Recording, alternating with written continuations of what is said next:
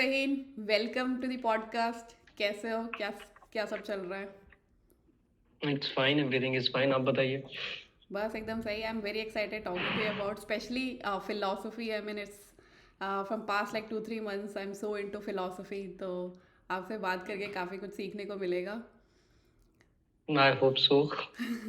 I hope I don't disappoint you. No no, कुछ भी मिले it will be like addition of in my own knowledge. तो before starting आप थोड़ा सा अपने बारे में बता दीजिए कि आप क्या कर रहे हैं और how did you get into this philosophy thing. Okay, so my real name is Prakash Pathak and I go by Zaheen Lakhnavi. That's actually my pen name, which is Hindi में कर देते हैं लेट। तो वो मेरा पेन नेम है, जैसे उर्दू में तखल्लुस कहते हैं।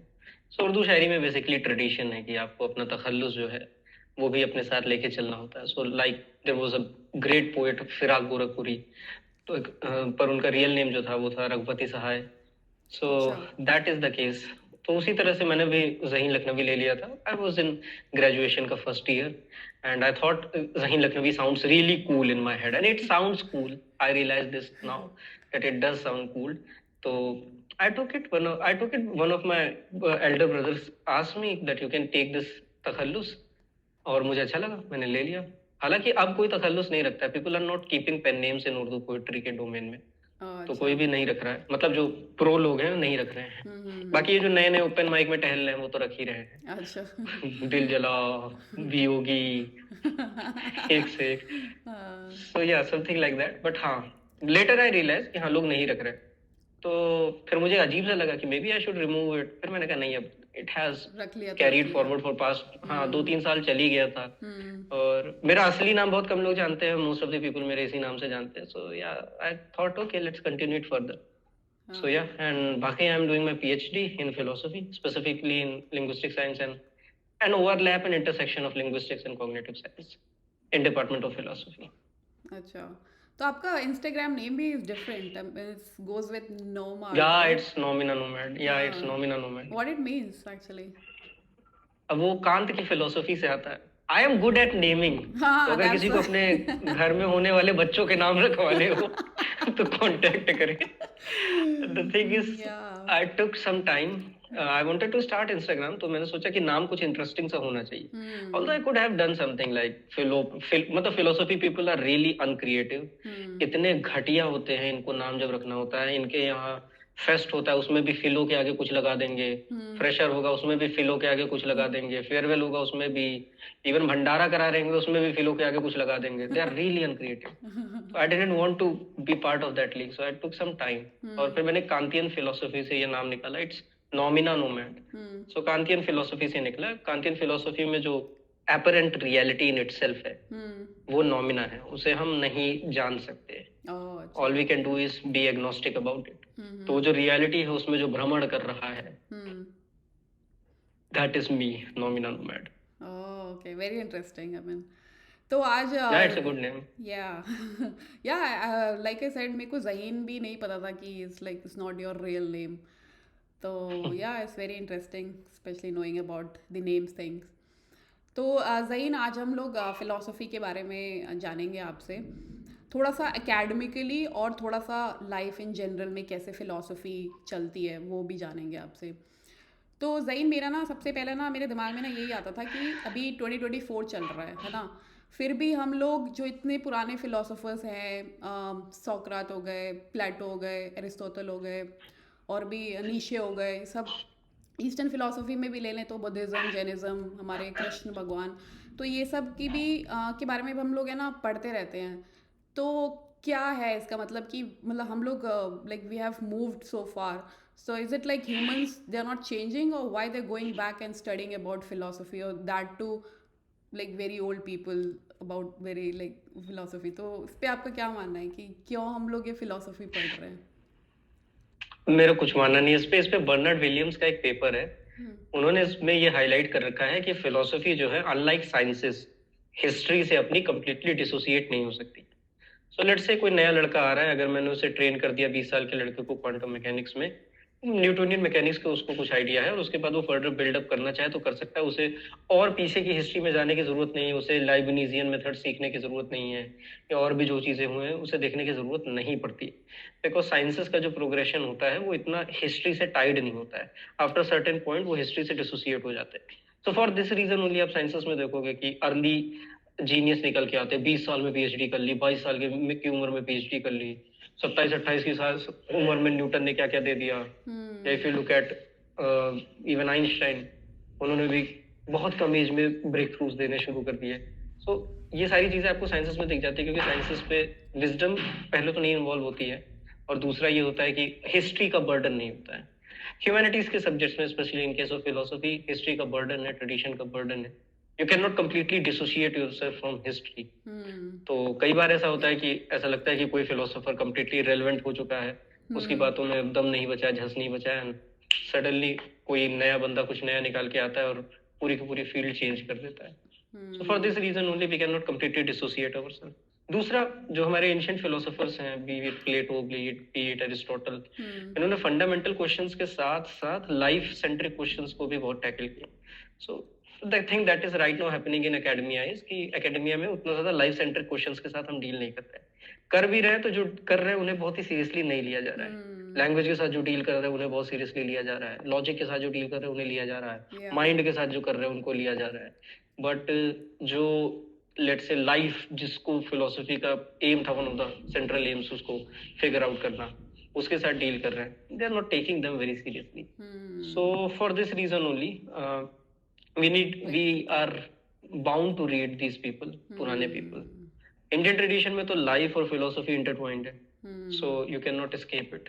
सो वहां तो कम्प्लीटली इंटेंगलमेंट है, but not in case of western tradition. Complete entanglement नहीं, इंटेंगलमेंट साइंस से आ गया, इंटरट्वाइंड नहीं है, so they are not completely intertwined. So that is the case. So that is why we have to read. बाकी प्लेटो और कांत और Aristotle, इन लोगों ने इतना कमाल का काम कर रखा है। Just go with Aristotle and Plato and you will find roots of modern ways of thinking अभी भी उनके यहाँ पे, and we are still thinking in those lines only. So आज भी हम लोग बात कर रहे थे अपने प्रोफेसर से कॉन्शियसनेस के ऊपर, फिजिकलिस्ट नेचर से। सो वी रियलाइज कि जो फिजिकलिज्म है उसके सब इमरजेंटिज्म जो है उसके सबसे पहले रूट्स निकल के आते हैं एरिस्टोटल के यहाँ पे, फॉर्मली वेल रिटन फॉर्म में। So these people were exceptionally genius and way ahead of their times. Whitehead का एक कोट है कि फिलोसफी जो है वो बेसिकली फुटनोट है एरिस्टोटल और प्लेटो की फिलोसफी पे। So these two guys are really really giants.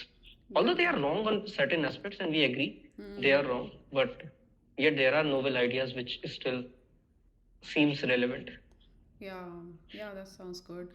Yeah, so तो बेसिक, बहुत ही बेसिक पे आते हैं कि what do you mean by philosophy. अगर बहुत ही इजी लैंग्वेज में समझाने का है कि फिलोसफी का मतलब क्या होता है, and why one should read about philosophy, like you said already Aristotle and all, ये थोड़ा सा हायर लेवल हो गया। हम लोग थोड़ा सा और बेसिक पे जाते हैं कि what is philosophy and why one should read about philosophy. 2 question मैंने एक साथ ले लिए हैं।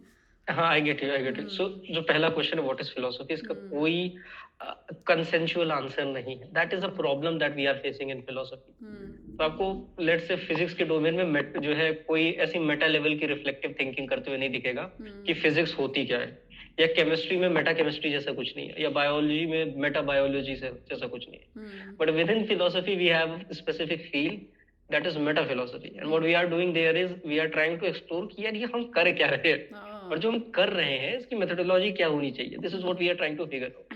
So what exactly is philosophy? Who exactly is a philosopher? Who should be considered a philosopher? These are the questions जिनका कोई consensual answer नहीं है। But एक सेलर की डेफिनेशन है, seller he is a philosopher, analytic philosopher, उन्होंने काम कर रखा है एपिस्टेमोलॉजी में भी।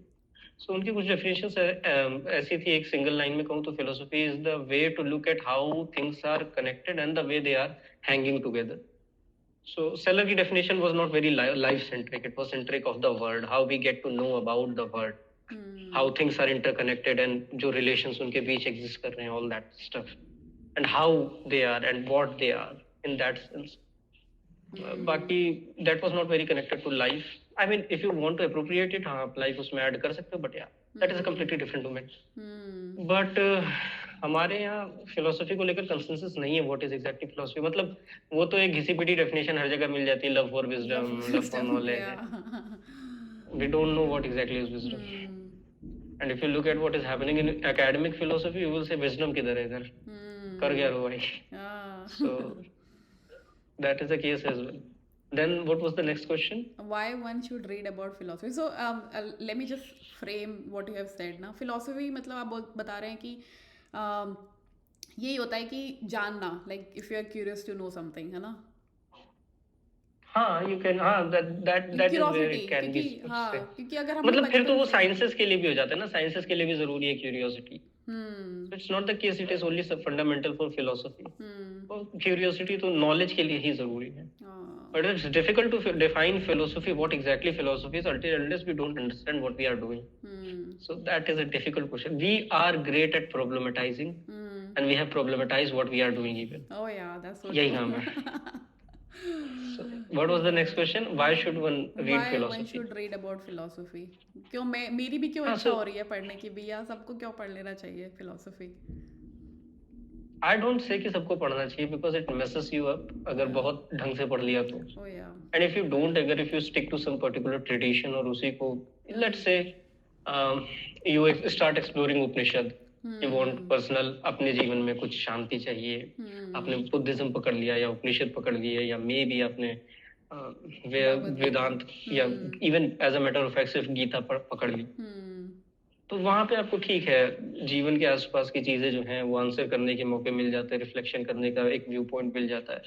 It is a great place for you. उपनिषदों में तो खैर कोर फिलोसफी भी हो रखी है, फिलोसोफाइज भी कर रखा है. बुद्धिज्म में बहुत डिटेल्ड पे, मतलब फिलोसफी ऑफ परसेप्शन जिस स्केल पे बुद्धिज्म में हो रखी है, इट इज बैफलिंग. तो उन्होंने लाइफ के एस्पेक्ट और इन सारी चीजों को भी एकोमोडेट कर रखा है. बट मोर और लेस क्वेश्चन यही है कि ये हिट तो करता ही है, what is this all about, ये जो पूरा फंस है, क्या नौकरी करना है, या ये रिश्ते निभाने हैं, फॉर्मेलिटीज करनी है, पार्टीज में जाना है, छठी मुंडन बरही में जो है लोगों को कार्ड देना है, न्योता पकड़ाना है, वगैरह वगैरह. Why the hell does it matter, why the hell should I be there? So ये एग्जिस्टेंशियल क्वेश्चंस आते ही हैं, और उसके बाद you try to find answers to these. So अलग अलग मेटाफिजिकल स्टैंसेस से इनके आंसर्स निकल के आते हैं. तो फिलोसफी में भी अलग अलग स्टैंसेस हैं. So in that regard maybe some, आपको कोई सिस्टम बहुत ही अपीलिंग लग सकता है, आपको मे बी एब्सर्डिज्म अपीलिंग लग सकता है. आई हैव पर्सनली फाउंड कि if you are an absurdist, तो certain things you can as an artist बहुत अच्छा कर लोगे. So as an artist, absurdist stand seems very interesting to me. But जीवन जीने के लिए उतना अच्छा स्टैंस नहीं है. It becomes difficult. वो धीरे धीरे फिर आदमी नाइलिज्म की तरफ भी बढ़ता चला जाता है, तो और परेशान हो जाता है. So yeah, that is the point. So philosophy, हाँ, for navigating through lives, yeah, that is the case. बाकी I don't think कि जो कोर फिलोसफी अभी चल रही है उसके साथ तो डील करना मुश्किल ही है, विदाउट हैवी हिस्ट्री की रीडिंग. उससे ज्यादा क्या ही पढ़ सकते हैं. मे बी नीचा वगैरह लोग पढ़ सकते हैं, Heidegger, if they find it interesting. सार्थ, या सार्थ ऑफ कोर्स पढ़ सकते हैं. नहीं मेरा आपने बहुत सारे वैसे technical in the sense academical word touch कर दिए, निहालिज्म और काफ़ी बड़े बड़े फिलोसोफर्स के नाम दे दिए. उससे भी और मेरे को थोड़ा सा एक लेयर ना नीचे जाना है. मुझे ये समझना है कि जैसे मैं अपना बताती हूँ कि मेरे को कैसे इंटरेस्ट आया फ़िलासफ़ी में ना, क्योंकि मैंने अपनी पढ़ाई कंप्लीट कर ली, मैरिड नाउ, और मैं जॉब कर रही हूँ. तो उसके बाद क्या, उसके बाद वही किड्स, फिर वही उनकी टेक केयर करना, उनको भेजना एंड ऑल. फिर मेरा क्यों फ़िलासफ़ी में मेरा इंटरेस्ट तभी आया कि मुझे समझ में आने लगा कि चलो पहले तो पढ़ाई कर रहे थे, पढ़ाई की रेस में कि एग्ज़ाम क्लियर करना है, फिर उसके बाद जॉब लेनी है, अच्छा पैकेज लेना है, फिर उसके बाद शादी के लिए. तो एक पर्पस था मेरी लाइफ में कि हाँ मेरे को एक स्टेप के बाद दूसरा स्टेप पकड़ना है. जब ये सब हो गया, अच्छी अर्निंग स्टार्ट हो गई, घर ले लिया, सब कुछ सेट हो गया, उसके बाद है ना मेरे को ना हमेशा दिमाग में लगता था कि अब क्या, मतलब अब what I am looking for, what is the purpose now, like what should I do now. तो ये ना ये सारे क्वेश्चंस जो आने लगे, तो आई थिंक इस सब का आंसर मुझे लगता है फ़िलासफ़ी में है क्या, मतलब फ़िलासफ़ी ये सब चीज़ों का आंसर देता है आपके हिसाब से. आप बताओ क्या, मतलब मैं तो आपसे जानना चाह रही हूँ because you read, you just like you are doing PhD also in philosophy. तो ये सब का आंसर निकलेगा या आई I'm just like It, chasing it it, depends. So if knowing. since you are reading Bhagavad Gita as you have told before, so it's you will find answers वहाँ पे भी. हाँ Maybe you will read Buddhism, आपको जो है answers वहाँ पे मिलेंगे. आप जैनिज्म पढ़ोगे वहाँ पे मिलेंगे. हाँ Maybe आप जो है Chinese philosophy पढ़ोगे वहाँ भी मिलेंगे. हाँ Are those answer concrete? That is the question, क्योंकि उसमें बहुत सारा metaphysics involved है. हम्म So how do we trust them? That is the case. तो वो आपको पर्सनल इंट्यूशन और पैशन है जिसके साथ आप अलाइन हो जाओ, अच्छा जिसकी बात आपको ठीक लग रही होगी. हम्म It will make sense to you. Whatever you find more meaningful. Hmm So in that regard, answers मिल सकते हैं. बाकी मतलब it's everyone's difficult to life say what सबकी is the लाइफ में definition. फिलोसफी का ऐसा कोई टाइम नहीं आता क्या कि मतलब मेरे को लगता है हर इंसान की लाइफ में एक आता है जोन कि भाई अब थोड़ा सा Yeah, एग्जिस्टेंस क्या है, हमारी एग्जिस्टेंशियल क्राइसिस आने लग जाता है कि अब क्या, what is the purpose basic like. like you said ना, बेसिक जो मूलभूत चीजें हैं जब वो ठीक ठाक थोड़ी सी स्टेबल कंडीशंस में आ जाती हैं, ओह या फिर ये हिट करता है. या कोविड के टाइम्स में तो बहुत लोगों को ये हिट किया था, क्योंकि ये डर भी था कब निकल पड़ेंगे, किसी को नहीं पता था. ओह या सो उस टाइम पे भी ये हिट किया था लोगों को. Okay, hmm what now, what but next. Now तो हाँ, ये सारी चीजें हिट की. उस टाइम पे बहुत सारे लोगों ने ओशो वगैरह को खूब सुना. सो पोस्ट कोविड आप देखो, यूट्यूब से लेकर के इंस्टाग्राम रील पे हर जगह को ओशो फट गए. हाँ उससे पहले कहीं थे ही नहीं. अभी तो इतना चल रहे हैं रील्स पे कि क्या कहा जाए. So yeah, people started exploring, looking for someone to talk something about. So do you consider Osho as a philosopher or? No. I have been very explicit about it. He's not a philosopher. He's a brilliant orator. One of the finest we have ever had. So, but he's not a philosopher. He's not philosophizing. He's a commentator. He's an orator, a brilliant orator. मतलब, it's hard to find an orator like him. Exceptional. Yeah, the way he explain things ना वो थोड़ा सा touch कर जाता है मुझे लगता है इंसान को. Exactly. But if you look at it, ऐसा कोई personal stance नहीं है जिसके साथ ओशो adhere कर रहे हैं. Just for the sake of the topic that he is explaining, he will maybe talk something which he has talked previously, उसके against completely. जैसे मान लो परसों उसने कहा माँ बाप के पैर छुओ, तो कल कह देगा कि जो है माँ बाप के पैर तुम क्यों छूते हो. Something like this. तो थोड़ा सा एकेडमिकली आ जाते हैं फिलोसफी के ऊपर. तो फिलोसफी 4 पार्ट्स में डिवाइडेड है, राइट? एम आई राइट? थोड़ा मेटाफिजिक्स, एपिस्टेमोलॉजी और वैल्यू थ्योरी और Ethics and लॉजिक. logic. हाँ Yeah, ethics and logic. Metaphysics, epistemology, ethics and logic. हाँ फंडामेंटल चीज है. अच्छा. या value theory is divided into 2, ethics and aesthetics में आ जाता है ना, और फिर उसके बाद लॉजिक आता है. तो अगर हम लोग मेटाफिजिक्स को लें तो what is metaphysics in philosophy? क्या किसके बारे में वो बात करता है metaphysics? Metaphysics, as the name suggests, beyond physical realm. अच्छा Physical जो भी है उसके beyond जो है, that is metaphysics only, which cannot be perceived. Which sometimes मुझे ऐसा लगता है metaphysics जैसे मैं देखता हूँ. हाँ Sometimes कोई system और structures आप build कर रहे हैं तो वहाँ पे आपको एक kind of logical grounding और logical necessity चाहिए होती है. And that is where metaphysics comes in. जैसे मैं कर्मा थ्योरी को metaphysical necessity की तरह देखता हूँ. To explain कि भाई तुम पैदा हो रहे तो क्यों हो रहे. You don't have any empirical evidence of it. तुम बता नहीं सकते. हो सकता है कोई ऋषि मुनु जैसी कहानी चलती हैं, साधु महात्मा लोग, उनको फिनोमेनोलॉजिकल एक्सपीरियंसेस भी होते हैं कि वो पिछले जन्म में क्या थे, या उनका कोई शिष्य आया उनको पता है कि उनका शिष्य पिछले जन्म में क्या था. समथिंग लाइक दीज, ये ऐसे क्लेम्स होते हैं. But we can not look at them with as surety जैसे साइंटिफिक क्लेम्स को देखा जाता है. सो मैं इसीलिए मेटाफिजिक्स को समटाइम्स लॉजिकल नेसेसिटी की तरह देखता हूँ. उस लॉजिकल नेसेसिटी से हम देखते हैं कि what is it that they are talking about, और अपने सिस्टम को और ज्यादा फाउंडेशंस प्रोवाइड करने की कोशिश करते हैं. सो ऐसा नहीं है, प्लेटो का अपना लॉजिक, अपना मेटाफिजिक्स है, एरिस्टोटल का अपना मेटाफिजिक्स है. ओह अच्छा. तो एरिस्टोटेलियन मेटाफिजिक्स जो है वो कम्प्लीटली जो है आउट ऑफ द वर्ल्ड नहीं है, थर्ड रेल्म का नहीं है. बट जो प्लेटोनिक मेटाफिजिक्स है वो तो दूसरे रेल्म की ही बात करता है, not the physical realm, a different realm of idea. So this is what metaphysics is. Because a good way to look at it is कि किसी भी फिलोसोफर ने कोई फिलोसॉफिकल सिस्टम डेवलप किया है अगर, तो उसके लिए उसे में भी कुछ चीजों के बारे में बताने के लिए उसे लॉजिकल नेसेसिटीज की जरूरत पड़ती है. You can look at metaphysics in that way. You have, अब जैसे बुद्धिज्म को देख लीजिए. बुद्धिज्म, लेट्स से ये दलाई लामा जो है, अभी ये डिसाइड करेंगे कि इनको कब मरना है. उसके बाद ये डिसाइड करेंगे कि इनको दोबारा जन्म लेना है कि नहीं. और अगर डिसाइड करते हैं इनको दोबारा जन्म लेना है तो उसके हम्म बाद ये बताएंगे मैं फला जगह पे फला शहर में पैदा होऊंगा। हम्म तो अभी हम मर जाएंगे उसके इतने साल बाद ये डेट भी बताएंगे और वो लोग जाएंगे बाकायदा उस शहर में।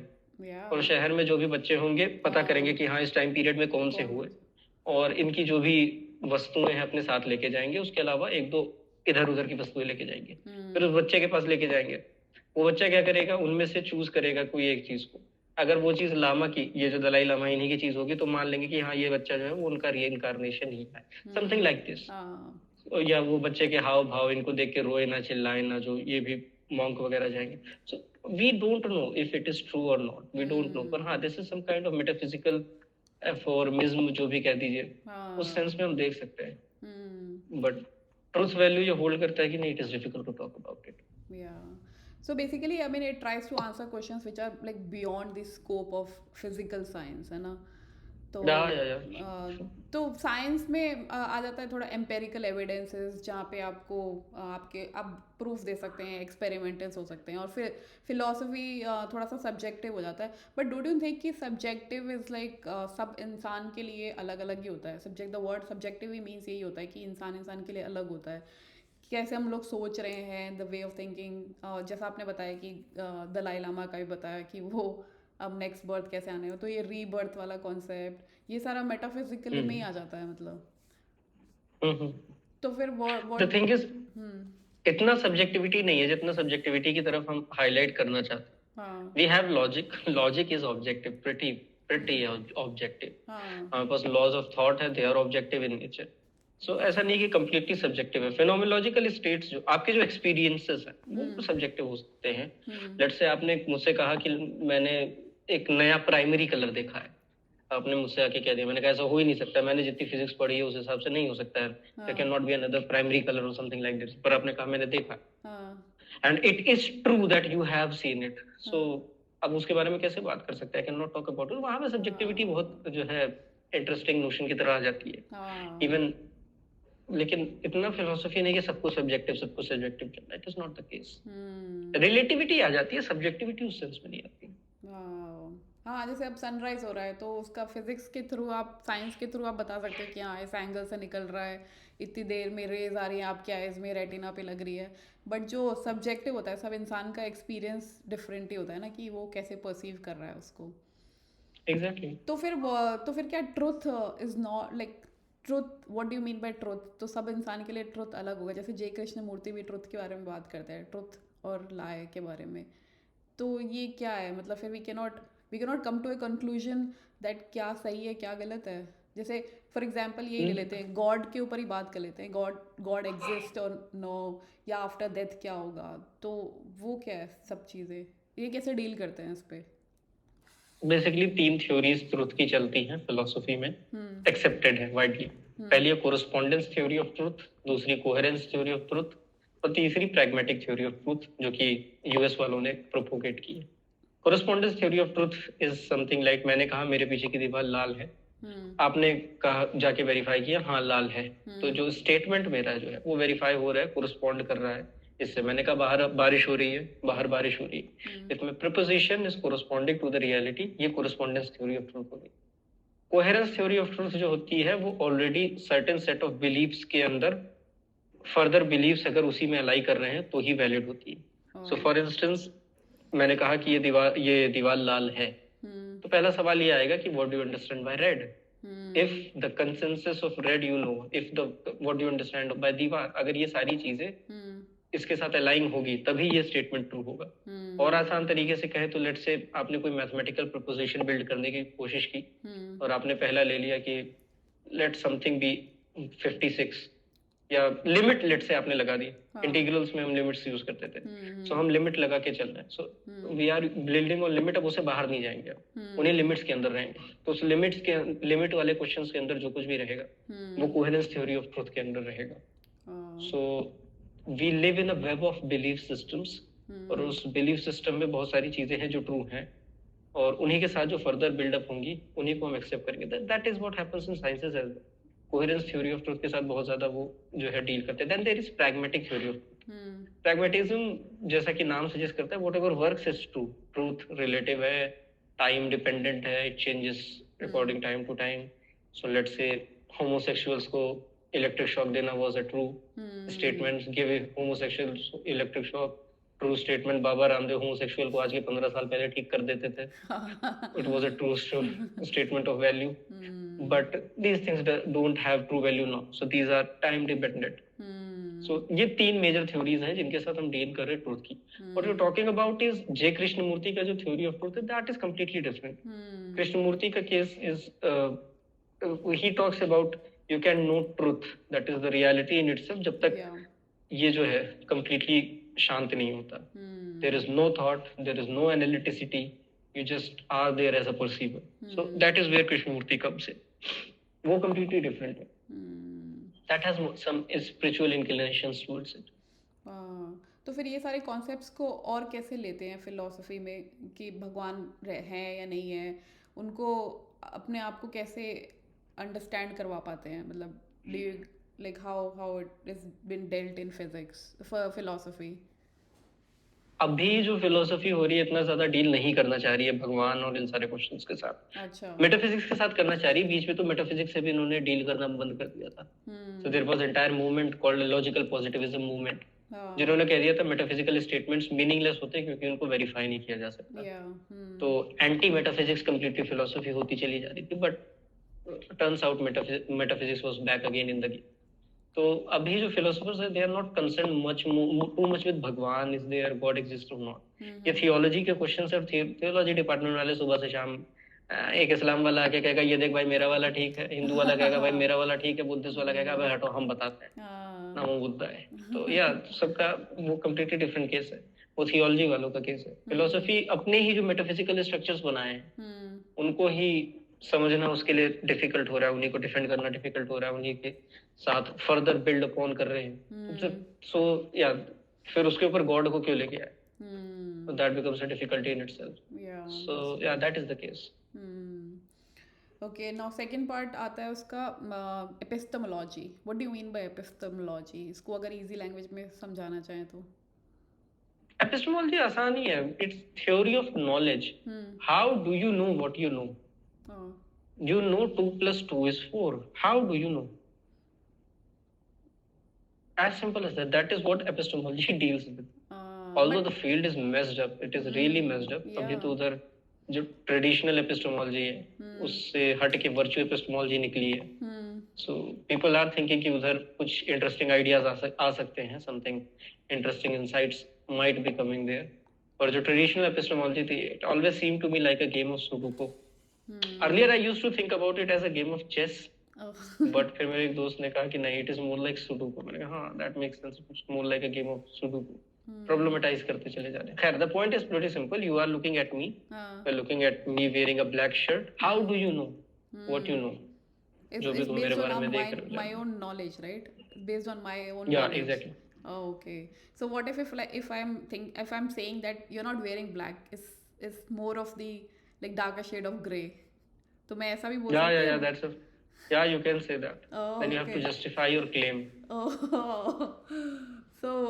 तो कोई भी सही नहीं होगा फिर इसमें, लाइक नॉलेज ऑफ नॉलेज ना, theory of knowledge.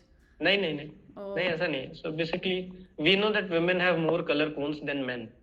So there are certain shades of colors which women can see and men cannot. That is why women are more color sensitive rather than man. That this is domain of cognitive sciences. But yeah, so that is the case. So it is often. Are you married? Yeah. हाँ, सो कई बार हो सकता है आपका जो है disagreement हो colour को लेकर भी अपने हस्बैंड से. इसका कलर ये है और वो कहेगा नहीं इसका कलर ये है. So if this happens, tell him the science behind it, that it is the case that I am an advanced species and I have more colour cones. Yeah, that's an interesting one. Yeah.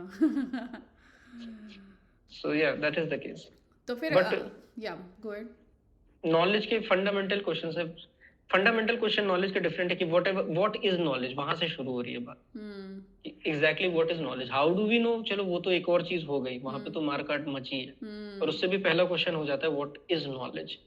उसके साथ deal करना पड़ता है. And that is a pretty difficult question to answer he.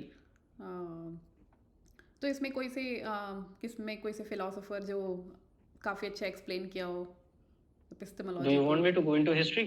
Yeah. Okay, so it starts with Plato only. Okay. Plato said that knowledge is justified true belief.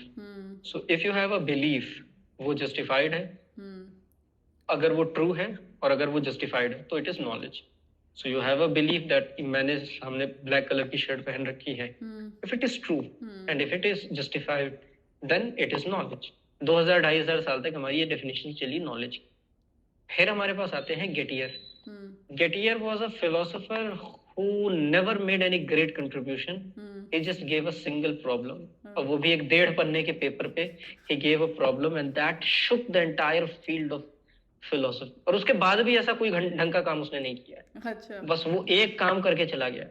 So he gave Getty a problem. It was about this only, that I can have a justified true belief and yet ऐसा हो सकता है कि I might it wouldn't be knowledge. So for instance, एक आसान सा example देता हूँ. Let's say you are going to take a class.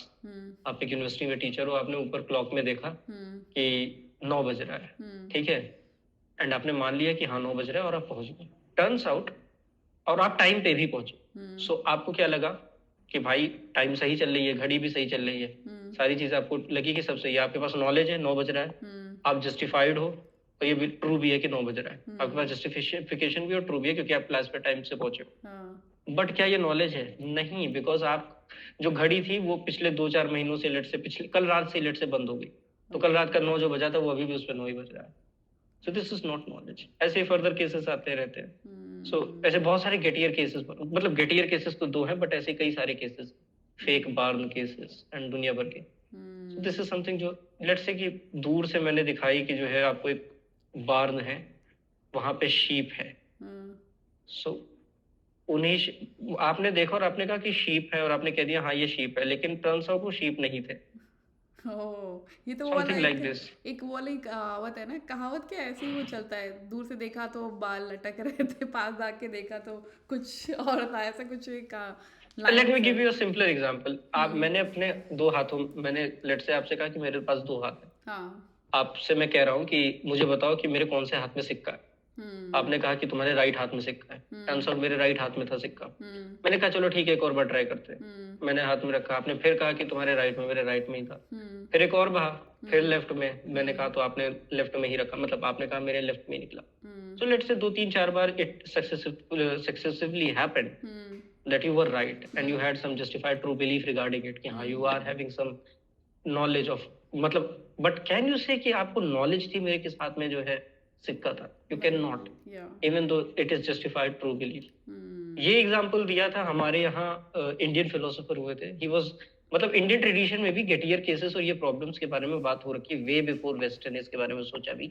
It was Shri Harsha. He was a Vedanti poet और brilliant poet and a brilliant philosopher as. तो उन्होंने ये जो है केस दे रखा था, गेटियर केसेस जैसा ही केस बहुत पहले.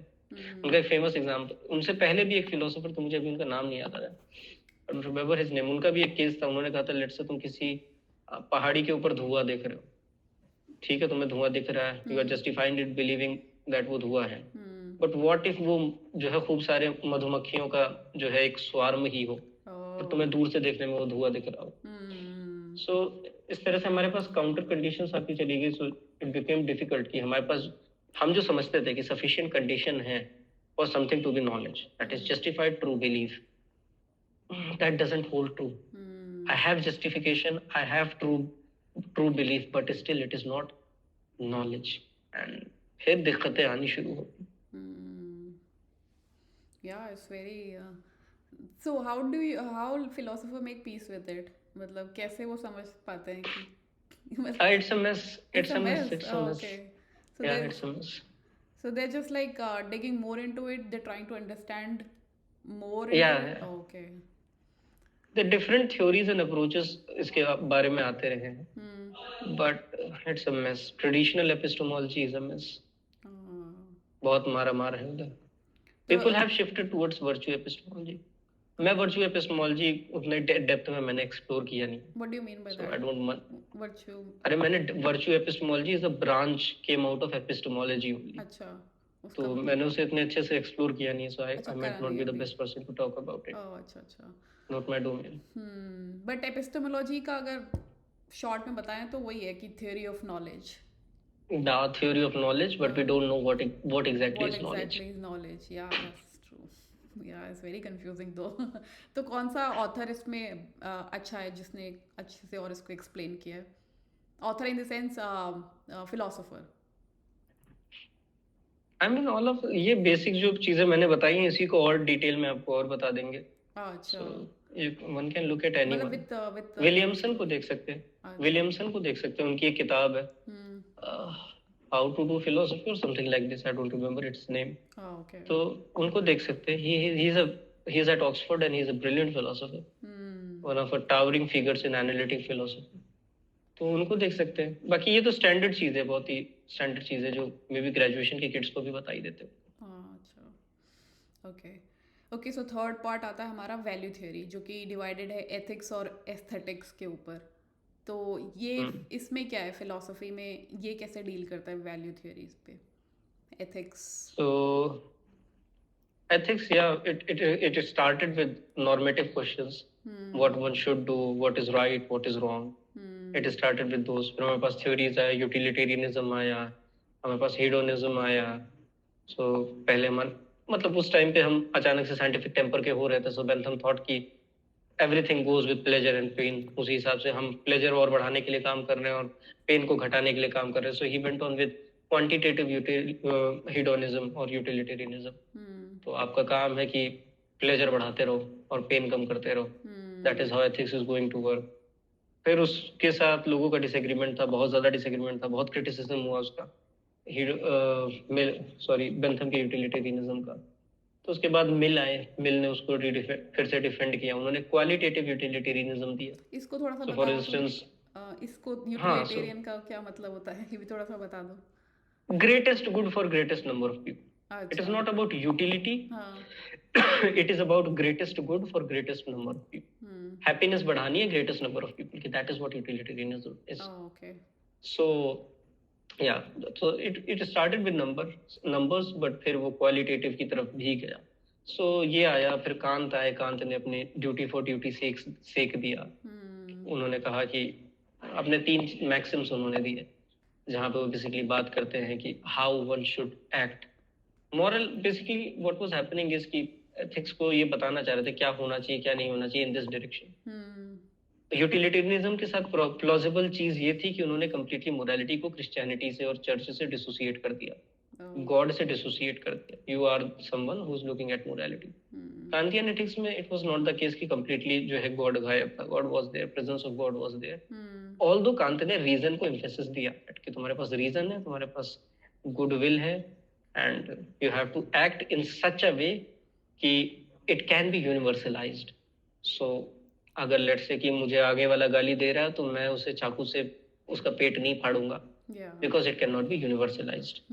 सो something like this. So every before acting every time you have to look. So यहाँ पे कॉन्सिक्वेंसेस जो थे तुम्हारे एक्शन की उनकी तरफ नहीं देखा जा रहा था. सो लेट्स से कि मेरे घर में एक आदमी आया है शरण मांगने के लिए कि मेरे पीछे 4 आदमी हैं जो मुझे मार देना चाहते हैं, प्लीज मुझे बचा लो. सो कांत कहेगा कि हाँ, तुम्हें तो ऐसे एक्ट करना चाहिए. तुम जो है झूठ नहीं बोल सकते अगर वो 4 आदमी आएंगे और पूछेंगे वो आदमी कहाँ गया. You can not lie, because lying cannot be universalized according to Kantian terms. तो consequences को नहीं देखा जा रहा था. So these were the things, certain drawbacks भी थे, but it has some plausible aspects. तो ये स्टार्टिंग हुई थी एथिक्स की पिछली सेंचुरी में. फिर उसके बाद again philosophers started messing up और उन्होंने फिर लेके आया meta ethics. So meta ethics में they are dealing with what exactly is ethics. जब मैं कह रहा हूँ that honesty is the best policy, so what the hell am I speaking about? What is it? जब मैं कह रहा हूँ this is good, this is bad, then what the hell is good, what is bad? ये सारी चीजें. So yeah, they started looking at these questions from meta ethical point of view. क्या ethics का ह्यूमन डोमेन, मतलब ethical statements में कोई realism है कि नहीं? आर दे रियल और नॉट, और आर दे फिक्शनल, और आर दे जस्ट इमोशंस और पैशंस? अगर लेट से मैं आपसे कहता हूँ गुस्से में झूठ मत बोलो, तो it's maybe just me expressing some emotion. और या मैं प्रिस्क्राइब कर सकता हूँ कि भाई बड़ों की बात मानो, दैट कम्स अंडर प्रिस्क्रिप्टिविज्म.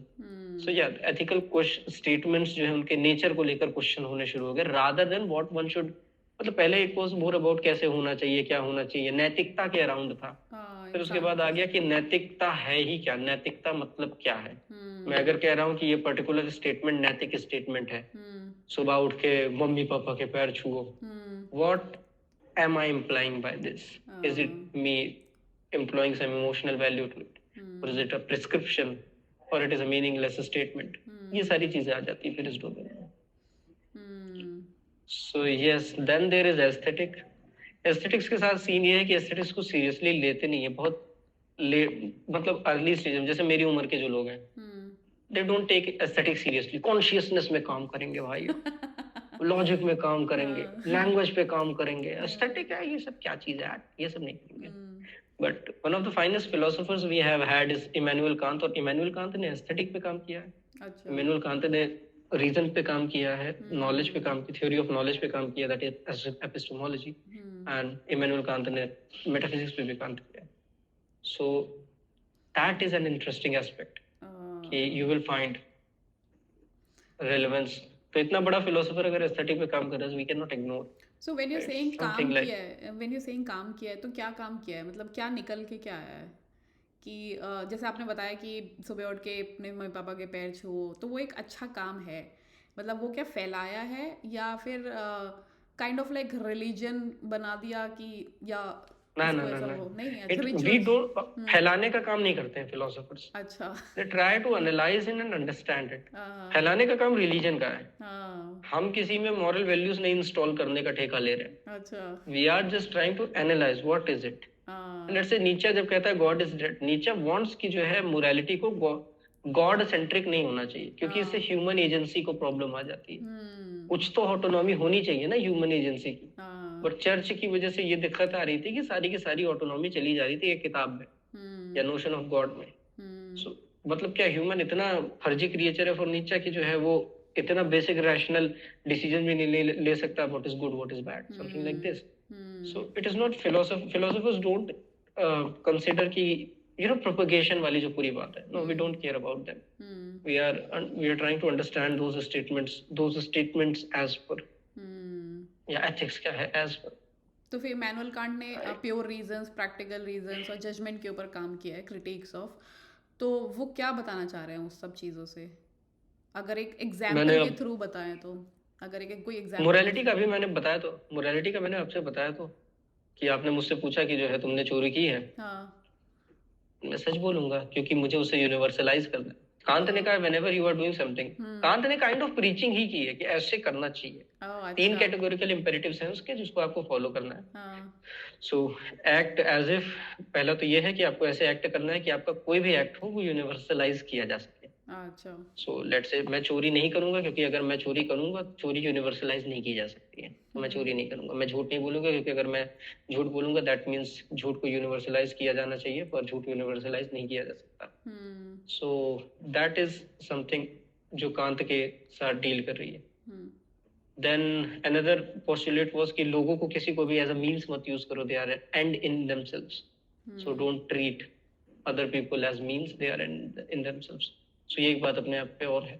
सो या दीज आर द थिंग्स जो कांत ने अपने जो है एथिक्स में पोस्टुलेट की। कांतियन एस्थेटिक मैंने उतना अच्छे से पढ़ा नहीं है, पढ़ाते भी नहीं यहाँ इंडिया में नहीं पढ़ाते उतने अच्छे से। अच्छा, मतलब that is basically a problem as moral well. Values की, आपके मॉरल ह्यूमंस के मॉरल वैल्यूज क्या होने चाहिए, यही रहता है वैल्यू थ्योरी या में, है ना। या समथिंग लाइक दिस या। हम्म। तो फिर जैसे हमने रिलीजन का भी बात किया ना, तो क्या रिलीजन फिलॉसफी से डिफरेंट है, रिलीजन फिलॉसफी से निकल के आया है या फिलॉसफी रिलीजन से निकल के आया है, ये क्या है इसका मतलब मैं the reason why I am asking this question is because जो गौतम बुद्ध थे, जो वो हिंदू रिलीजन में पैदा हुए थे, है ना। फिर उन्होंने हम्म उनको, क्योंकि एक राजा के घर पैदा हुए थे, तो फिर उनके पापा उनको जो भी लाइफ की प्रॉब्लम्स होती थी उससे बचाने के लिए उनको बाहर निकलने नहीं देते थे। फिर जब वो एक दिन बाहर निकले तो हम्म उन्होंने देखा कि लोग मर रहे हैं, बूढ़े हो रहे हैं, ये सब चीज़ें हाँ रियलिटी हाँ से उन्होंने रूबरू किया अपने आप को। तो फिर हम्म, वो बुद्धिज़्म फिलॉसफी पे चले गए, मतलब उनसे जो निकल के आई वो बुद्धिज़्म एग्जैक्टली। फिलॉसफी निकल के आई। तो क्या रिलीजन से फिलॉसफी से निकलती है, मतलब आप क्या बोलते हैं इसमें। वो तो बाद में बना ना, बुद्धिज्म एज अ रिलीजन तो बाद में बना ना। इट इज नॉट हाँ। Necessarily the case. जैसे for instance if you look at Christianity, तो रिलीजन पहले आया, फिलोसफी बाद में आई। हाँ, तो सो रिलीजन ऐसा बना नहीं है कैसे? कि रिलीजन बना कैसे? क्योंकि एक हम सेट ऑफ रिचुअल, जैसे आप वैल्यू थ्योरी भी आ गई, तो ऐसे बिहेव करना है, ये रिचुअल्स फॉलो करने हैं, तो ये वही वाली साइकिल नहीं हो जाएगी कि पहले क्या आया? पहले मुर्गी आई कि पहले हाँ, अंडा आया? It's so you want to rationalise religion, so hmm. For that reason only आप कह देते हो कि हाँ जो है रिलीजन से पहले फिलोसफी आई, हाँ बिकॉज वी वांट कि हाँ भाई हम ये नहीं कह सकते कि रिलीजन जो है एकदम चूतिया चीज है, तो वी से कि हाँ ठीक है रिलीजन से पहले फिलोसफी आया, लाइक ठीक है ना। हाँ हाँ। हाँ, सो हम वो कह हम्म। देते हैं कि रिलीजन से पहले फिलोसफी है, but it is difficult to talk about it. It is a अच्छा। क्वेश्चन जिसके बारे में ऐसे कंक्लूसिव आंसर नहीं है। We see trends, we see patterns. Hmm. जैसे इंडियन ट्रेडिशन में आपके पास जो है काइंड ऑफ सिमिलरली चल रहा है, लेट्स से आपके पास कोई पंथ आया, पंथ की अपनी philosophy, panth is hmm. Basically religion. Oh अच्छा। तो तो वो साथ ही साथ पैरेलल चल रहा है। Buddha is not propagating A religion, Buddhism is also a पंथ। जिस हम्म। तरह से जैनिज्म एक पंथ है, जिस तरह से सांख्य एक पंथ है, हम्म। मतलब जो उसको फॉलो करने वाले होंगे, जिस हाँ। तरह से न्याय एक पंथ है। So hmm. That is how happen, it is happening. तो अलग अलग पंथ जो है अलग अलग फिलोसफी के साथ चल रहे थे। I am not a good scholar on religion, I don't look into it, so Oh, yeah I am okay. Not good give decent answers about No, it. but yeah, actually you gave the good answer. Like कैसे वो आया ना करके। तो आई मतलब, hope. तो फिर मतलब आप ईस्टर्न और वेस्टर्न फिलोसफी के बारे में बात कर सकते हैं कि व्हाट इज द डिफरेंस हाँ, between, so what is the difference between eastern and western philosophy? So eastern eastern philosophy, इस पे मैंने एक रील भी बना रखी थी। हम्म। सो ईस्टर्न फिलोसफी के साथ सीन ऐसा है कि deals with not with exactly the word as such, it deals with you, most of the eastern philosophy hmm. word is secondary, you are primary। हम्म। हमारी सफरिंग हटानी। So if you look at all Indian tradition, Indian philosophy के ऊपर एक आक्षेप भी लगता है कि there is kind of pessimism in Indian philosophy. Hmm. For instance Buddha का पहला स्टेटमेंट है सर्वम दुक्खम, सो यू नो हम्म। शुरू ही हो रही है kind of kind of pessimism से, सर, ये हाँ। सारी चीजों से। So it, even though it deals with starts with pessimism, hmm. what they are trying to do is provide you a way of life, a way to look at world जहाँ पे suffering जो है वो कम से कम हो जाए। सो हम्म। ये चीज दुख जो है वो आपके यहाँ बुद्धिज्म में भी दिखेगा, न्याय में भी दिखेगा, अविद्या की वजह से दुख है ये आपको वेदांत दर्शन में भी दिखेगा। तो दुख इज समथिंग जो सभी जगह दिखेगा ही दिखेगा, it is a common thing जिसके हम्म। बारे में सभी बात कर ही रहे हैं। Hmm. So this is what they are dealing with कि हाँ तुम्हें इससे निकलना है। ये हम्म। हमारा स्ट्रक्चर है, ये हमारा वर्ल्ड व्यू है जो हमने तुम्हें बता दिया, ये हमारा मेटाफिजिकल व्यू है। अब ऐसा नहीं है, अब जैसे आर्य समाजी लोग हैं वो आपके पास आएंगे और वो कहेंगे कि सारे के सारे दर्शन जो हैं वो एक दूसरे के साथ अलाइन कर रहे हैं और सारे के सारे दर्शन एक दूसरे को कॉम्प्लीमेंट कर रहे हैं, हम्म। कॉन्ट्रडिक्ट नहीं करते हैं। ये महर्षि दयानंद सरस्वती ने प्रोपगेट किया, हम्म। उन्होंने ये स्टैब्लिश किया और तब से आर्य समाजी ये मान रहे हैं। But we what we have been looking at philosophy, जब से हम देख रहे हैं, हम तो देख रहे हैं कि फियर्स डिबेट्स हो रखी हैं हाँ हाँ। इन्हीं लोगों के बीच में आपस में। Hmm. It is not the case कि सारे के सारे छह दर्शन एक दूसरे से कंप्लीटली रिकनसाइल्ड, वरना हम्म। मंदन मिश्र और जो है शंकराचार्य को बैठ के शंकराचार्य। बहस क्यों करनी पड़ती। हाँ। तो दैट इज द केस। तो ऐसा नहीं है कि दे आर कंप्लीटली अलाइंड एक दूसरे के साथ और सब सर्वसम्मति बन रखी है, नहीं भाई। हम्म। बहुत ही बेसिक बेसिक चीजों पे डिफरेंस है, मतलब इन चीजों पे भी डिफरेंस है कि भाई एपिस्टेमोलॉजी के एपिस्टेमोलॉजी के लेवल पर डिफरेंस है, प्रमाण क्या क्या हो सकते हैं हाँ। और क्या नहीं हो सकते हैं। तो सबके अपने मेथड्स हैं, सबके अपने अपने व्यूज हैं। अब जिस हम्म। तरह से वेदांत बात कर रहा है इमेटेरियल रियलिटी की, कॉन्शियसनेस की, ब्रह्मन की, न्याय ऐसा कुछ बात नहीं करता। न्याय ट्रेडिशन, वैशेषिक ट्रेडिशन, वो तो कहता है जरूरी है कि तुम ये सारी चीजें जानो, वर्ड क्या है, द्रव्य क्या है, हाँ। गुण क्या है, ये सारी चीजें जाननी जरूरी है। जब तक तुम इन्हें नहीं जानोगे तब तक तुम एनलाइटमेंट की तरफ नहीं जा सकते। वही वेदांत कहता है कि नहीं, ये नहीं जानने की जरूरत है, ये सब फालतू है, तुम्हें ब्रह्म को जानना है। हाँ। सो ये सारी चीजें हैं जिस तरह से वो डील करते हैं। There is kind of not harmony which हाँ। goes hand in certain hand. people try to propagate. So that is the thing. Western philosophy में बुद्धि का रोल बहुत ज्यादा है। हाँ। So दिमाग लगाना पड़ता है। yeah, so it is more like figuring about world, nature, existence, and they are asking, यहाँ पे answers हैं। हम्म। It is the case कि यहाँ पे answers हैं।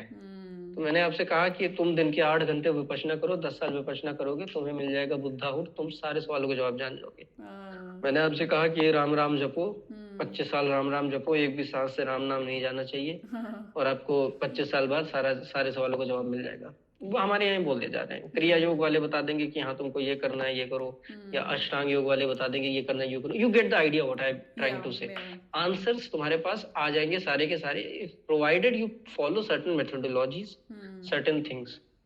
तो ये यहाँ पे है। वेस्ट में ऐसा सच नहीं है। अपार्ट फ्रॉम प्लेटो, रिकलेक्शन की बात उतनी ज्यादा होती नहीं। प्लेटो ने कहा था all knowledge basically recollection, hmm, you know it all and you collect it, क्योंकि हम्म, नॉलेज जो है वो सोल पे इम्प्रिंटेड होती है। So this is what Plato said. Hmm, So, in that regard, Indian tradition and Western traditions are different because Western tradition is trying to figure it out, हम्म, जा रहा है, पर यहाँ पे ऐसा नहीं है, we know it। इसीलिए हम हम्म, शब्द प्रमाण में मान रहे हैं। शब्द प्रमाण मतलब अथॉरिटी ऑफ समवन, हाँ, और संस्कृत जिसको हम हाई रिगार्ड में देखते हैं, और हम्म, वो जो भी बताएगा हम उसे मानेंगे। हम्म।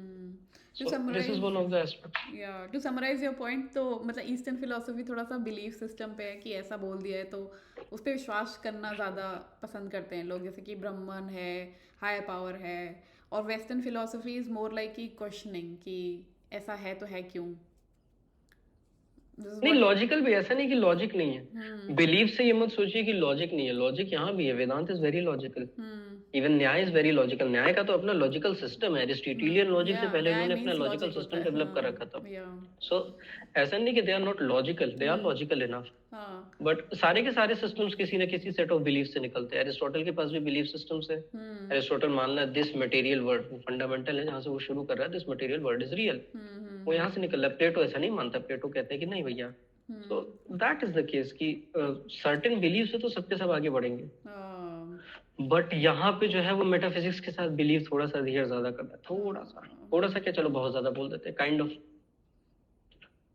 You get what I say. If you look at Jainism, पर जैनिज्म उस तरह से नहीं ऑपरेट करता, बुद्धिज्म उस तरह से नहीं ऑपरेट करता। हाँ, निकले तो सब यहीं से है। हम्म, बुद्धिज्म में सच मेटाफिजिक्स को बहुत ज्यादा तूल देता ही नहीं, इवन तो लेटर बुद्धिज्म और इस समय जो बुद्धिज्म हमारे सामने है, हम्म, उसमें है। But if you look eight Buddha, he himself is not saying anything. At least if you read Dhammapada, उसमें मेटाफिजिकल बातें इतनी ज्यादा नहीं। हम्म, कर्म थ्योरी के बारे में बातचीत है, कर्म सिद्धांत के बारे में बातचीत है, पर मेटाफिजिकल एस्पेक्ट्स के बारे में उतनी ज्यादा बातचीत नहीं है। हाँ, हाँ, जादू वादू एंड ऑल दुनिया भर की चीजें। हाँ, नहीं थोड़ा तो साइंस पे भी, मतलब जैसे कॉज एंड इफेक्ट वाला आपने बताया था एक बार एक रील में कि बुद्धिज्म में कॉज एंड इफेक्ट का हम्म चलता है इसको। पाली हम्म भाषा में क्या कहते हैं, मेरे को, प्रतीत समुत्पाद। हाँ वही। It is basically theory of dependent origination. बड़ी हम्म, सिंपल सी चीज है, simple observation. If you look at world, हर हाँ, एक चीज किसी ना किसी चीज के ऊपर सिर्फ अपनी ओरिजिन के लिए डिपेंड कर रही है, हम्म, और हर चीज खत्म भी हो रही है, फिर उससे हाँ, कुछ और निकल रहा है। This is how the world is working. हाँ, as simple as that. This is the metaphysics of Buddhism, as simple as हाँ, दैट। हाँ, बट ये उसको नहीं डिनाई करता फैक्ट कि एक मोक्ष भी होता है, कि मतलब अगर हर चीज़, नहीं नहीं, इट डजंट।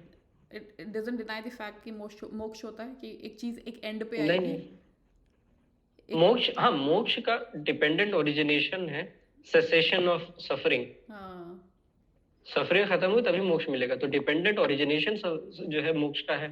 मोक्ष is also dependent on cessation of cessation, suffering. oh okay, yeah, so here it also cause and effect आता ही है। या सो फंडामेंटल चीज ही है, डिपेंडेंट ओरिजिनेशन हर चीज का चलना चाहिए। दिस इज व्हाट फंडामेंटली प्रतीत समुत्पाद इज।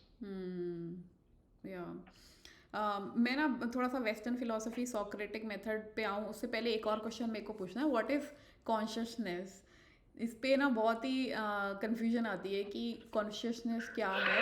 और और फिर अगर एआई, अगर इस टाइम पे, अगर एआई के टाइम पे इतना टेक्नोलॉजी हाई हो चुका है, तो इस एआई के टाइम पे क्या एआई भी एक कॉन्शियसनेस बन सकता है क्या इन फ्यूचर। मैंने एक मूवी आर यू देखी उसके वर्किंग बारे में ऑन एआईज? हाँ, आप एआई पे एलएलएम्स पे काम कर रही हो? नहीं but I use AI lot of stuff yeah so you use है ना, you are not working yeah, behind I'm LLMs. not working in AI, yeah. Okay, so it's like, look, the fundamental question इसका बहुत simple सा जवाब है। Let's say कि ये जो हम कह रहे हैं, हम ये मान के चल रहे हैं कि सफिशिएंट अमाउंट ऑफ डेटा अगर हम मारते रहेंगे एआई पे, then there will be a point जब एआई कॉन्शियस हो जाए। हाँ, this is not how consciousness work. इसको तो हम कंप्लीटली हटा ही देते हैं. हम्म व्हाट कॉन्शियसनेस इज, इसको लेकर बहुत सारी जो है डिबेट्स है. हम्म There is a hard problem of consciousness as well. Some philosophers say that it is irrelevant, it is not necessary. Hmm Chalmers became a kind of hero in philosophy circle, David Chalmers, uh, by postulating hard problem of consciousness. But someone like Daniel Dennett, जिनका अभी कुछ वक्त पहले ही निधन हुआ, वो नहीं मानते थे कि ऐसा कोई जो है कॉन्शियसनेस का हार्ड प्रॉब्लम या कुछ भी. He was a neuro scientist as well. Oh तो एक चीज और भी है कि न्यूरो साइंसेस उस तरह से अभी उतनी एडवांस नहीं हुई है. हम्म इवन तो हमारे पास एफएमआरआई है, एमआरआई है, दुनिया भर की चीजें हैं, खोपड़ी पे कुछ भी लगा रहे हैं और दिख रहा है. But let's be honest, I will be very honest you, उतना एडवांस अभी नहीं हुआ. So that is a problem as well. We don't understand what consciousness is. उसकी अलग अलग डिबेट्स चल रही हैं. There are physical debates, there is emergentism, there is physicalism, there is idealism as well. Idealism के अंदर भी बहुत सारी जो है स्कूल्स चल रहे हैं. So it's I took a course, अभी मैं एक कोर्स कर रहा हूँ कॉन्शियसनेस पे ही, फिजिकलिस्ट पर्सपेक्टिव से. और मैं बीते कुछ टाइम से आइडियलिज्म के इर्द गिर्द भी पढ़ ही रहा हूँ. So I don't know, maybe let's see I can arrive at something, some मतलब अगर अंडरस्टैंडिंग. एक नटशेल में बताना है, मतलब एक वर्ड में बताना है, क्या है कॉन्शियसनेस? कि मतलब जो हमें फील होता है, हमें एक्सपीरियंस होता है, दैट इज समथिंग नहीं, यू, कॉन्शियसनेस? नहीं. so you know that you are a living creature. हाँ. What is it that makes you living creature? How do you know it? This is consciousness. तो मतलब इससे आसान, मतलब आसान शब्दों में यही है. एवरी व्हाट इज इट, सो हम what is the fundamental line जो लिविंग और नॉन लिविंग के बीच में हम डिवाइड कर रहे हैं, बहुत ही लेमैन भाषा में अगर मैं रखूं तो. What is the fundamental line? Although इससे एक आइडियलिस्ट जो है डिफरेंशिएट करेगा कि नहीं भाई तुम गलत बोल रहे हो, बट लेट्स से अभी बिल्कुल लेमैन भाषा में, व्हाट इज इट जिससे हम ये कह रहे हैं कि ये पर्टिकुलर चीज लिविंग है और ये नॉन लिविंग है. फिर वहां पे रिफ्लेक्टिव कॉन्शियसनेस भी आ जाती है. या मैं बड़े बड़े कह रहा हूँ, बैक्टीरिया और इनकी सबकी अभी मैं बात नहीं कर रहा. जो बड़े बड़े कुत्ता, बिल्ली, भेड़, बकरी, मैं, आप, ये जितना कुछ भी दिख रहा है, दिस इज द फंडामेंटल चीज जहां से हम शुरू कर सकते हैं to understand what consciousness is. उसके बाद the more we go, there is reflective consciousness, metacognition और दुनिया भर की चीजें आ जाती हैं. That is dominated itself. Me knowing about my thoughts, it is metacognition. Me knowing that I am talking to you. Yeah. Me knowing that I am knowing that I am talking to you. Yeah. So this is metacognition happening right now. Yeah. पर ये क्या कुत्ते में होता है? We don't know. We don't क्या know. ये बिल्ली में होता है? We don't know. Do you have pets? No, I don't have. Okay, so yeah, Yeah. so that's a question. कि ये कुत्ते बिल्ली में होता है, गाय भैंस में होता है कि नहीं? So yeah, these are the questions जो आ जाते हैं इस डोमेन के. Yeah. So it is a burning field for quite some time. Yeah. Very hot field. 90s से जो है इसने पकड़ा अपना जो है पेस और अभी तक बवाल कटा है इस फील्ड में, बहुत भयंकर बवाल कटा है. नहीं, इसीलिए इसको एआई से भी मेरे को लगता है इसलिए कोरिलेट कर देते हैं. बिकॉज मैंने ना अभी लास्ट वीक ही एक मूवी देखी थी, हर करके. तो उसमें वो बंदा ना ऑपरेटिंग सिस्टम से ही प्यार करने लग जाता है. AGI हो जाता है या हाँ AGI है, जनरेटिव एआई. तो लाइक अभी भी अगर हम लोग अपना टाइम, अगर स्क्रीन टाइम देखें तो like most on an average 6 hours तक हम अपने स्क्रीन पे ही रहते हैं. तो मतलब हमें ना ऐसी ज़रूरत फील नहीं होने लग गई है कि हमारे साथ कोई एक फिजिकल पर्सन रहे, या मतलब होती है, लेकिन फिर भी जैसे उस मूवी में भी दिखाया है कि वो बंदा इतना अटैच हो जाता है एक ऑपरेटिंग सिस्टम से ही. तो वो आने वाले टाइम पे मतलब ऐसा बोल नहीं सकते कि एआई भी कॉन्शियसनेस हो सकता है, कि मतलब वो भी समझ पाएगा कि the way we feel pain, pleasure, happiness जो भी होता है हमें, तो वो एआई नहीं कर सकता. AI के में देखो, so what we can do is we can train to predict. AI बता देगा कि am I angry or not, am I sad or not. This is what AI can do. Can AI know कि जो है मैं दुखी हूँ, what does it feel to be sad, how does it feel to be, मतलब इन a nutshell पता नहीं जो है चिट्टी हमने बना दिया था जिसको प्रेम हो गया था ऐश्वर्या राय से. किसी को भी हो जाएगा Aishwarya Rai, something like that, someone like that, not something, someone like that. But no, we can not create something like that as चिंटी की. अचानक से एक दिन हमने सोचा अरे इसमें वो भी जो है इमोशन भी होने चाहिए, और प्रोफेसर मनी ने कुछ बकचोदी, आई एम सॉरी, कुछ किया और जो है उसमें आ गया intelligence. I am really sorry. it's a difficult thing to look at. Hmm. We can train it, of course we can train it. It will Yeah, know I कि mean, हमारे even though. responses से, pitch tone से और ये सारी चीजों से, body language he, that am हाँ. I angry, am I sad, am I depressed, everything, Yeah. everything. But it will not know कि so वही मैंने आपसे कहा ना, we are looking at it कि जैसे मान लो कि ये मेरे पास एक सिस्टम है, हाँ. उस सिस्टम में अगर मैं इनफ अमाउंट ऑफ इंफॉर्मेशन डालता चला जाऊंगा, सडनली उस सिस्टम के पास फीलिंग्स आ जाएंगी, इमोशंस आ जाएंगी और वो सारी चीजें समझने लगेगा और वो ये भी जानेगा कि मैं कॉन्शियस हूँ. But we never know. So this is something, हाँ उसको लेकर भी क्वेश्चंस हैं. चाइनीज रूम आर्ग्यूमेंट है, then there is an argument regarding that, what is it, can machines think. So Alan Turing का भी पेपर है इसके ऊपर. तो थोड़े से फिलोसोफर्स के ऊपर बात कर लेते हैं, वेस्टर्न फिलोसोफर पे ही बात कर लेते हैं. जैसे हमारे सॉक्रेट्स हैं, सॉक्रेटिक मेथड यूज़ करते हैं क्वेश्चनिंग का, तो वो क्या रियल लाइफ में कैसे हेल्प करता है? हाँ, इट इज रियली हेल्पफुल. या सो बेसिकली आपको सोक्रेटिक मेथड से थिंकिंग आपकी शार्प होती चली जाएगी. सोक्रेटिस इसीलिए पढ़ाए जाते हैं, जस्ट टू टीच स्टूडेंट्स कि तुम्हें थिंक कैसे करना है. थिंक करने के लिए सबसे जरूरी चीज है राइट क्वेश्चंस का होना. And this is what Socrates method is about, asking the right questions. And if you are able to ask the right questions, you will arrive at right, even some kind of right direction. This is something which we look at how Socratic methods goes on. So कई बार होती है कि हम गलत comparisons करके word views बना देते हैं. कई सारे ऐसे views होते हैं जिनको हम question नहीं करते हैं, या कई सारे ऐसे distinctions होते हैं हम जिनको अपनी thinking में नहीं देखते हैं. वो सारी चीजें, analogies कई बार हम सही नहीं लेते हैं. So for these reasons only Socrates की जो पूरे के पूरी methodology, it's efficient. What Socrates does is अगले पर्सन को वो दिखाता है कि भाई तुम्हारा जो पूरा का पूरा थिंकिंग मैकेनिज्म है, how flawed it is, just by asking questions as a person जिसे कुछ नहीं आता. Although he knows because he is leading the questions in those direction. But yeah this is how Socrates operates. So it is really effective to refine one's thinking, बहुत ही ज्यादा. तो यही क्या फिलोसफी का 4th पार्ट जो है logic है, वो यही सब फिलोसोफर्स उस पर ही डिस्कस करते रहते हैं. जैसे फ्रेडरिक नीशे हो गए, तो वो भी निहालिज्म पे बात करते हैं. निहालिज्म का मतलब क्या है, वो थोड़ा सा बता दो. नाइलिज्म बेसिकली दुनिया व्यर्थ है, सब कुछ फालतू है, मर एक दिन मुझे जाना ही है. काले रंग की मैंने शर्ट पहनी रखी है, ऐसी दुनिया भी है काली काली, कोई मतलब नहीं है, सब पॉइंटलेस है, जब मुझे मर ही जाना. तो दैट इज एब्सर्डिस्टिक. बट हाँ, उसकी वजह से मैं डिप्रेस हो जाऊं, वो सारी चीजें.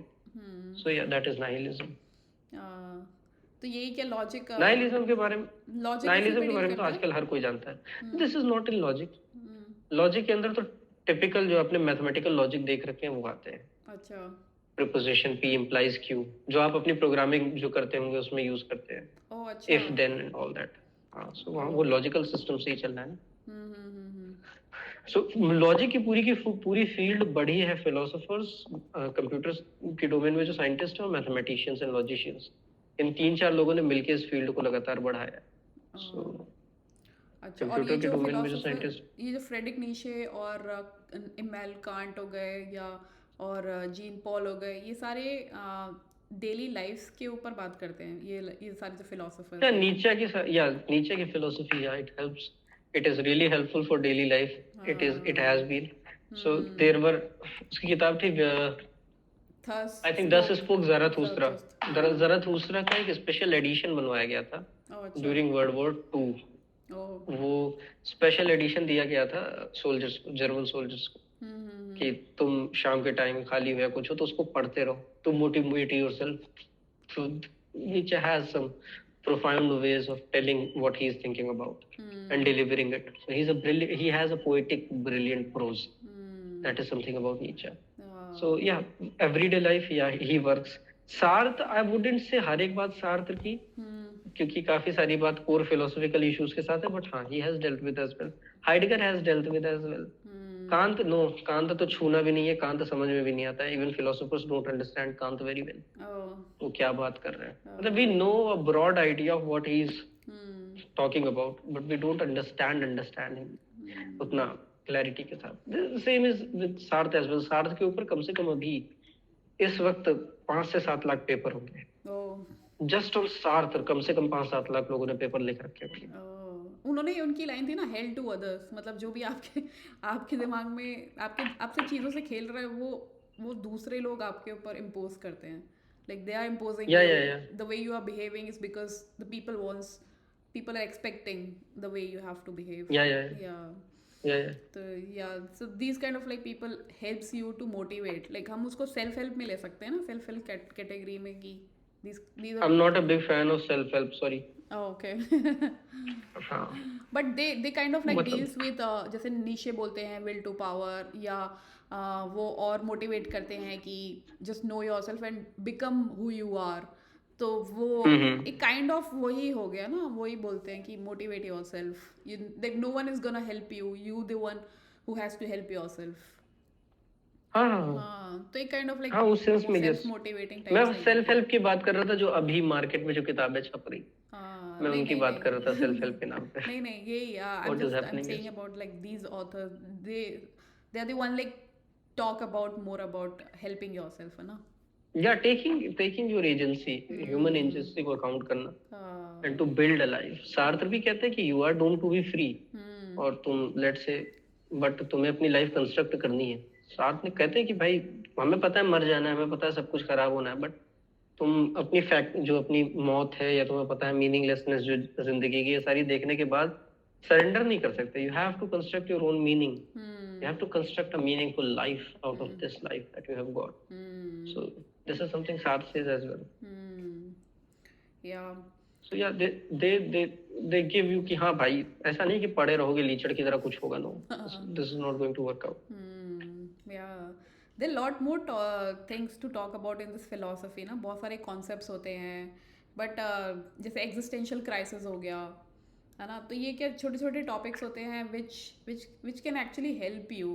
So I think in a nutshell philosophy में हम ऐसा बोल सकते हैं क्या कि it can help you to find yourself better, right?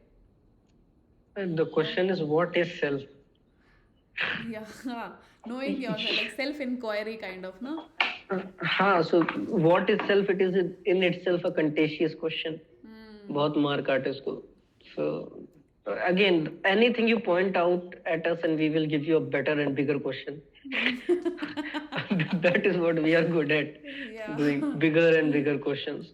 But I More guess, headache for us. yeah, but I guess the more we read about philosophy, ये सारे questions हमें आंसर करने लग जाते हैं कि who we are actually, है ना, self inquiry I don't easy हो think so. जाती है. नहीं, I don't think so. You don't think so? I don't think so. That is why there are disagreements, right? So regarding the nature of self, Indian tradition तो कुछ और कहेगा, हाँ, वेदांत कुछ और कहेगा, जैन कुछ और कहेगा, बुद्धिज्म कुछ और कहेगा। बुद्धिज्म तो कहेगा सेल्फ है ही नहीं, चुपचाप बैठो तुम, ये सब बकवास बात है, कोई मतलब नहीं इसका। बट वेस्ट में कुछ और बातें होंगी, they have a different view to look at it. So नहीं, ऐसा नहीं कि जो है सेल्फ को लेकर भी कोई कंसेंसस है, complete consensus. It is not the case. It is a big problem. कुछ कॉन्शियसनेस के साथ इसे जोड़ देते हैं कि self is basically consciousness only, you in pure state of consciousness without any modifications is self. Krishnamurti कुछ और कहेंगे सेल्फ के बारे में। So yeah, self is a headache, it's a big problem. तो मैंने अभी तक जितना भी फिलोसफी पढ़ा ना, उसके बाद है ना, मतलब I get like more confuse. ये मेरा इसलिए आपसे यही क्वेश्चन रहेगा। Yeah, we are confused as well. We are confused as well. We are equally confused. तो मेरे को तो यही था मतलब the thing is कि मुझे अगर जो है बाबा वाली दुकान खोलनी हो, तो इतनी मैंने पढ़ ली फिलोसफी कि बाबा वाली दुकान चला सकता हूँ बहुत प्यार से। But doing philosophy is difficult, it is more difficult. मतलब बाबा की दुकान खोल के उसे हिट करना is easier than doing philosophy and going ahead. या तो मेरा तो यही क्वेश्चन होने वाला था लास्ट में, बट मैं उससे पहले ये बता दूं कि जब जितना मैंने पढ़ा ना, उसके बाद मैं और लाइक मेरा दिमाग और फटने लग गया कि क्या है ये। तो उसके बाद मेरे को पीस है ना वही मिला, अपने भागवत गीता में मिला, कि वो कृष्ण भगवान जब बोलते हैं ना कि जितना मैंने तुम्हें ज्ञान दिया, जितना मैंने तुम्हें इस सब के बारे में बताया, योग के बारे में, और कैसे और भी चीज़ें, ज्ञान, भक्ति, ये सब के बारे में, तो सबसे अच्छा मेथड है भक्ति। ये सब ज्ञान भूल जाओ और मेरी भक्ति में आ जाओ। that depends on interpretation. So interpretation. जैसे शंकराचार्य ने जो टीका की है, आदि शंकराचार्य ने, वो ज्ञान मार्ग को उनके हिसाब से जो है कृष्ण कहते हैं कि ज्ञान मार्ग श्रेष्ठ है. That is the funny aspect about Gita and interesting as well. जो पढ़ेगा उसके हिसाब से. टीकाकार भी देखोगे ना तो जो ज्ञान मार्गी है हाँ। वो कहेंगे कि ज्ञान मार्ग श्रेष्ठ है भक्ति मार्ग के ऊपर, और जो भक्ति मार्ग वाले वो कहेंगे भक्ति मार्ग श्रेष्ठ है.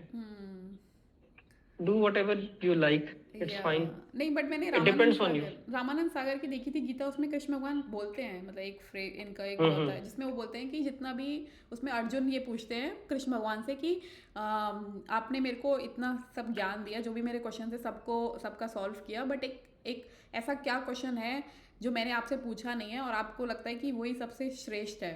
तो उन्होंने यही बोला कि जितना भी मैंने तुम्हें ज्ञान दिया ना सब भूल जाओ और मेरी भक्ति में आ जाओ, तो मेरी मेरी शरण शरण में आ जाओ. तो जैसे मेरे को भी ये लगता है कि इतना फिलोसफी ये सब पढ़ने के बाद है ना, you will be like more confuse, like क्या है, why am I reading all of this. हाँ, it's there are days when it feels like कि केवल बुद्धि दौड़ा रहा है. हाँ. We are slaves और बुद्धि. So हमारे यहाँ इंडियन philosophy of mind में there is मन, there is बुद्धि, there is चित्त, then there is अहंकार. अहंकार is notion of ego. बुद्धि is जो दौड़ा रहे हैं. मन है जहाँ पे सारी की सारी चीजें आपकी संकल्पना और दुनिया भर की चीजें होती हैं. So what is happening here is कि ये बुद्धि दौड़ा रहे हैं. What they want is कि तुम भक्ति करोगे तो तुम जो अहम है उसको सरेंडर कर दोगे. अहम को सर्व करती है बुद्धि. सो जब तुमने अहम को सरेंडर कर दिया और कंप्लीटली सरेंडर करते चले गए तो बुद्धि भी जो है तुम्हारी अपने आप धीरे धीरे शांत हो जाएगी.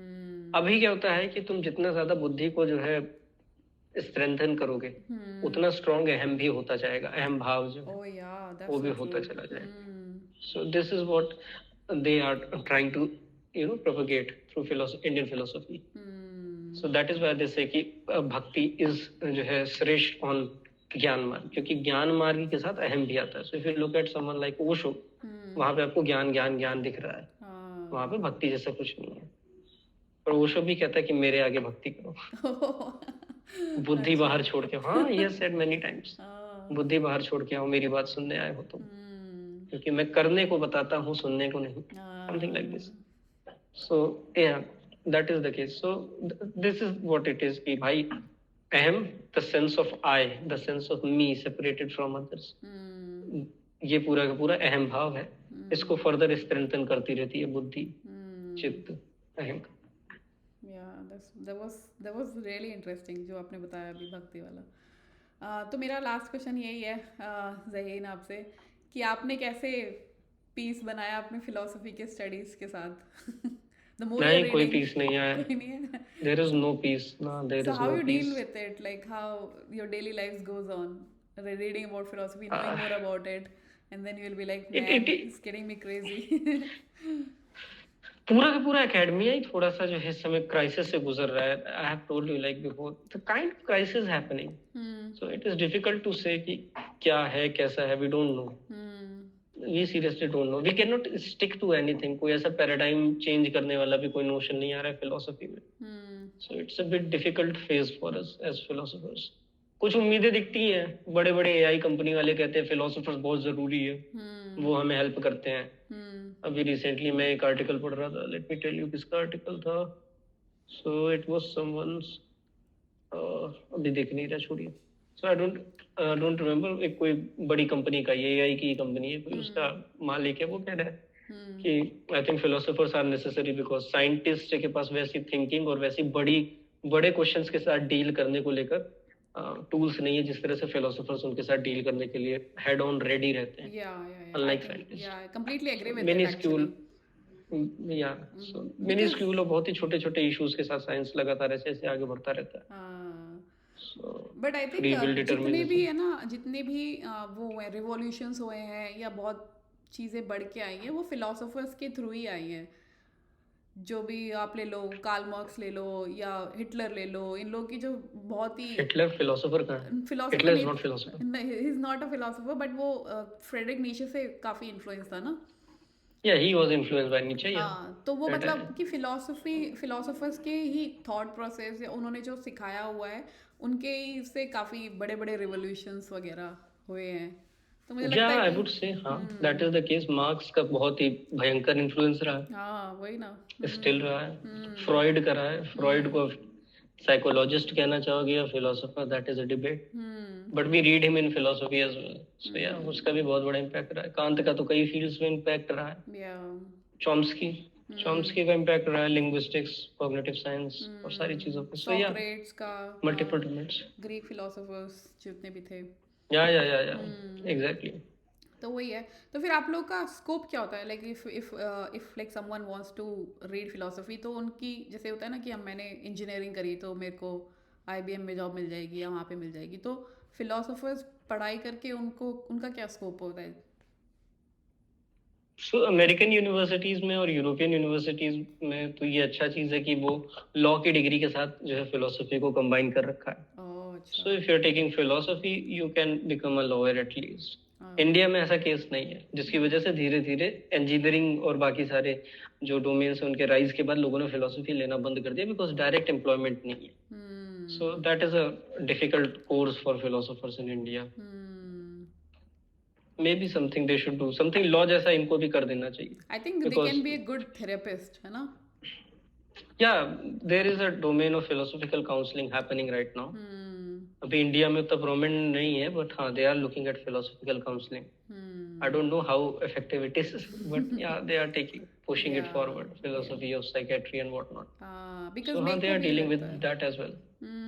बिकॉज मेरे को ना ऐसा लगता है कि the more I read philosophy ना, मुझे ना पीस मिल थोड़ा कृष्णा पीस इज मिलता है। थेरेपिस्ट, सो हाँ I will be honest, Krishna is therapist. हाँ Krishna is doing therapy of Arjuna in battlefield, in between a in battlefield. Between a battle, I या cannot imagine a philosopher, a psychologist doing that या right now. Hmm Buddha is a therapist. If you look at how Buddha is explaining his hmm ideas, how he is propagating everything, hmm he is a therapist at core. So Indian psychology जैसा अगर कुछ होता होगा, they must be teaching Buddhism and how he is doing and how he is teaching. या So yeah, Buddha is a therapist, one of the earliest therapists that we know of.